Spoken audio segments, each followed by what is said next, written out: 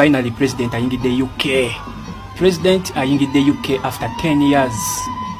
Mwebale nnyo abantu ba UK banangira beesanyo, abantu bali mu maziga abamu banange basuze ku airport. President you really loved 100% and above.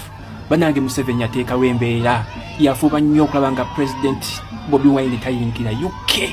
Museveni nawe kenyini yingira UK, anti UK ibina yenso lima nyingi yingira yo tulabe if you receive this kind of love. You can never get this kind of love. No president w'abantu, no president abantu kwe balonda. Look at the happiness laba abantu banange laba essanyo abantu tebakikiriza nti finally president ayingidde UK. Era mbeebaza nnyo abantu ba UK mwateekawo embeera ne mu making sure eyo ban evaawo. Museveni era giremezezaamu ng'ayogedde n'abantu ng'agamba oyo talina kujja UK ne munange ne mulaga amaanyi nti amaanyi g'abantu gasinga. Era finally ban abazungu ne bagijjawo. President is in the UK at last. Big ups to all people power in UK. Mwebale nkugambye Museveni gezaako ogende UK olabe wadde n'embuzi oba enkoko ejja kugoberera. This is what they call pure love from the bottom of people's hearts. Ekyo muhoozi n'okola ki? You can't get this kind of love.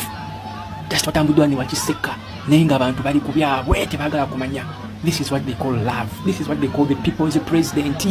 Ondogola omukulembeze so omufuzi muli bafuzi ffe tuli bakulembeze.